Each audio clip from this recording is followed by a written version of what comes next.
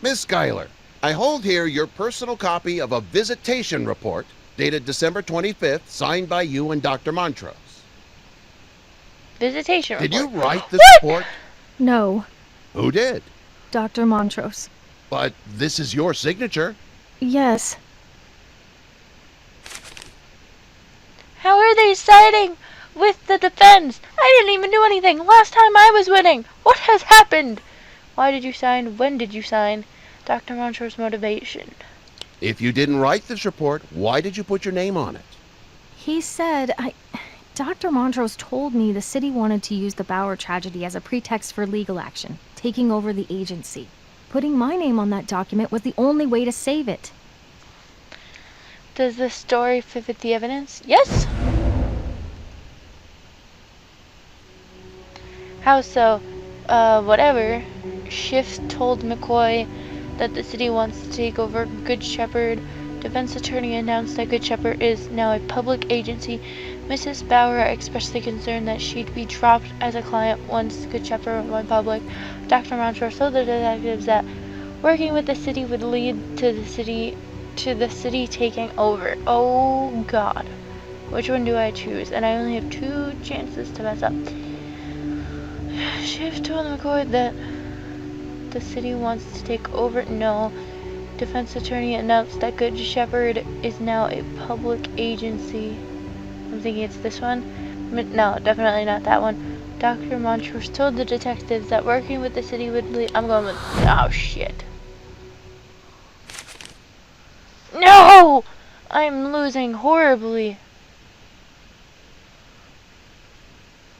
Do I dare? When did you sign this document? January 2nd. The day after you discovered Aaron Bauer was dead. Uh-huh. Okay, then. Why do you think Dr. Montrose ordered you to perpetrate this fraud? Objection. Prosecution is asking the witness to speculate on the defendant's motives. Shit. Objection sustained. When did you last visit Jenna and Aaron Bauer? Last spring? 8 months ago. Whoa. Did something relevant happen last spring? Yes?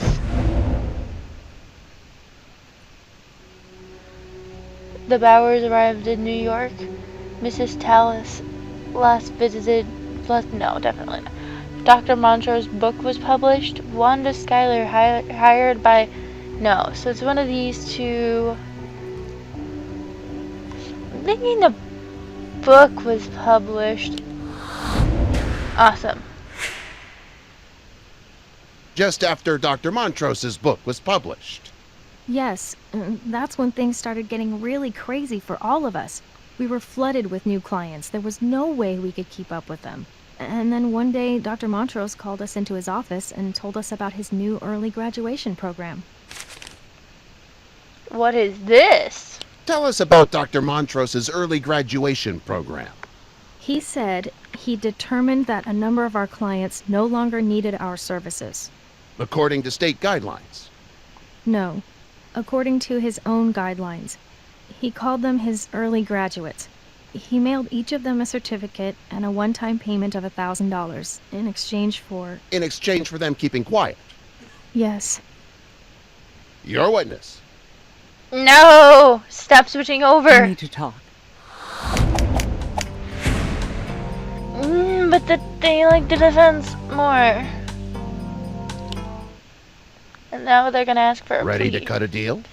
My fate is immaterial, Mr. McCoy. My sole concern is to keep the reform movement from falling apart. Very noble. What are you proposing? Dr. Montrose pleads to negligence and serves a 12-month probation. He agrees to step aside and allow an acting director to run Good Shepherd for the length of the term. Oh, what an example of self-sacrifice that is. I've got a better idea, Dr. Montrose.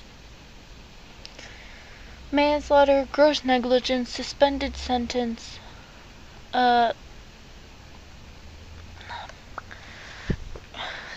suspended sentence. I'm not entirely sure what they mean by that. Gross negligence. Let me think.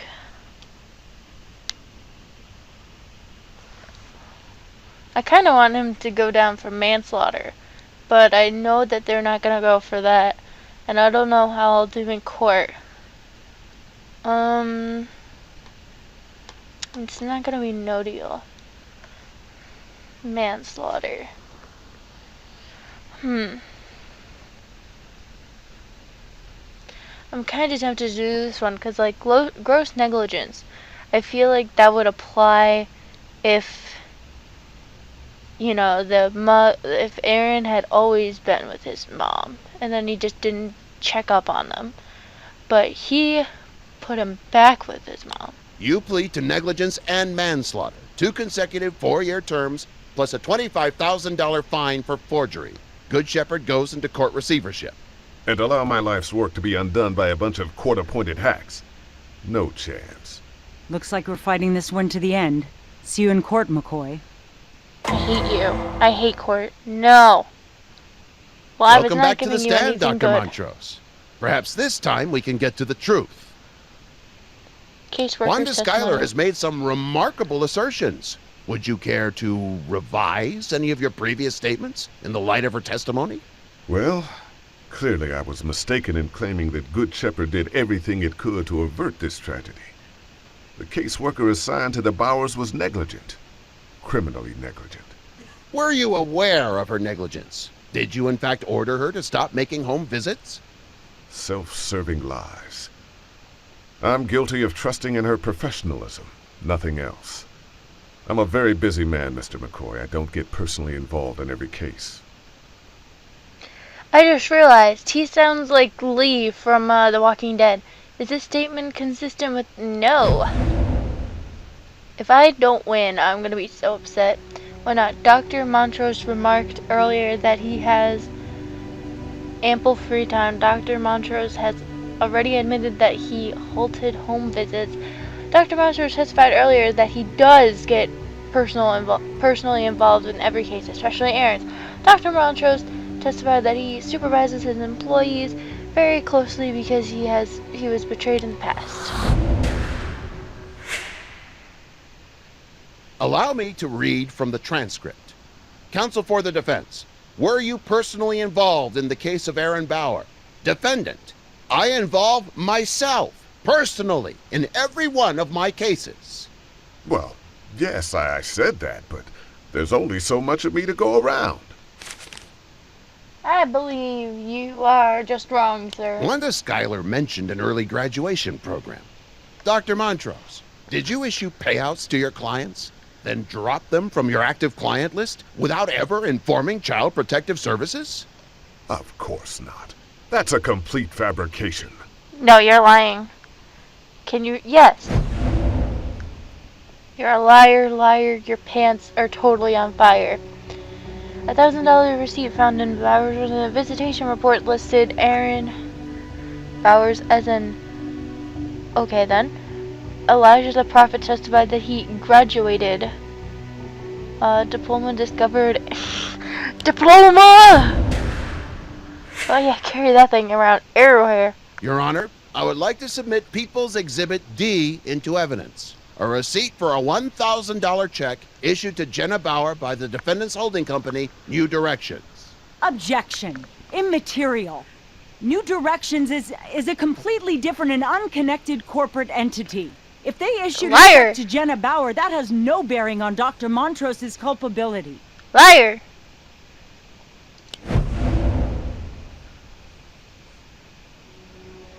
New Directions and Good Shepherd are both administered by the, New Directions now owns Good Shepherds. They are connected. Caseworker said New Directions is Good Shepherd pilot program. Montrose mistakenly referred to Good Shepherd as New Directions. New Directions and Good Shepherd are both administered. I'm going with this one. Hardly immaterial, Your Honor. Agreed. Objection overruled. So, did you send Mrs. Bauer a $1,000 check last April, Dr. Montrose? Or is that also a complete fabrication? I may have done so. You don't remember? I believe I did. What prompted you? Charity? Of course. The Bowers were very poor. They needed help. Yes, they did. But you gave them cash. For this testimony, the jury sides with the prosecution. The jury likes your case a little bit.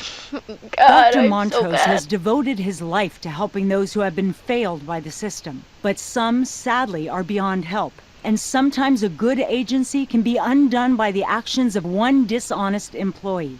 If Wanda Schuyler hadn't failed to discharge her duties, and then compounded her failure with lies, might Good Shepherd have been able to save Jenna and Aaron Bauer? We'll never know. It's a bitter irony that a champion of reform should fail to spot the corruption among his own staff. He can be faulted, perhaps, for being too trusting, too optimistic about human nature. Surely this is no crime. But if my client is convicted of these charges, if he's sent to jail and his reform movement is crushed by the powers that be, it will be more than a crime. It will be an outrage. Wee.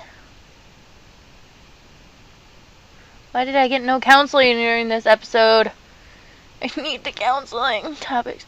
Montrose is a destabilizing gadfly. Don't think that one will work. Montrose abandoned his clients. Beware reformers. Montrose agenda blinded him. Montrose panicked and covered his tracks. Dr. Montrose made his name arguing that our welfare system treats his clients like numbers. He proposed to treat them with dignity as individuals. His message resonated with millions, and he became famous. But the demands of celebrity caused him to neglect his own principles. In the end, his own clients were reduced to numbers. Numbers on checks. Yay! I thought this one had increased, but I guess that's just because she did her closing argument, and I was like, oh, shit!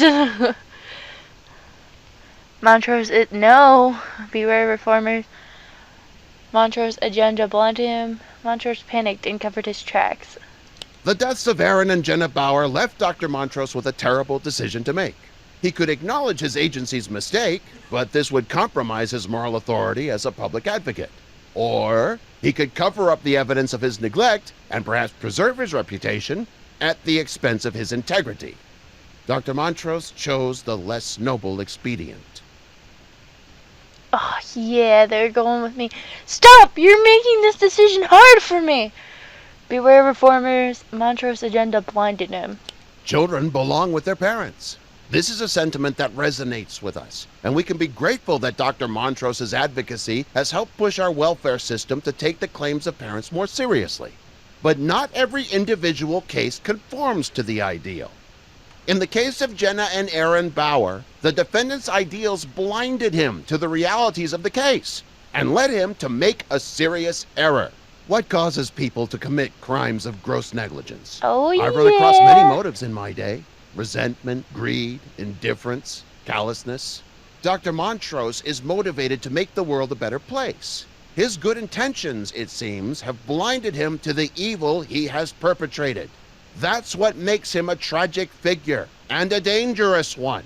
And that's why it's so imperative that justice be done. Have you reached a verdict? We have, Your Honor. In the case of gross negligence, we find the defendant, Stephen Montrose, guilty as charged. In the case of manslaughter... Another victory for truth and justice.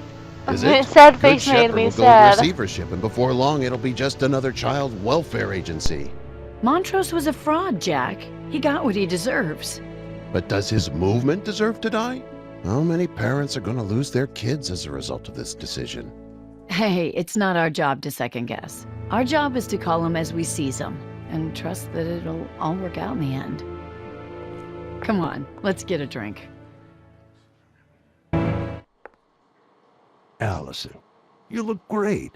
I feel great. I've even been running again. Where's Detective Curtis? His daughter's birthday tonight. So, I'm guessing your recovery is going better than the last time we talked. Last time we talked, I was in a coma. I've been seeing a hypnotherapist, of all things.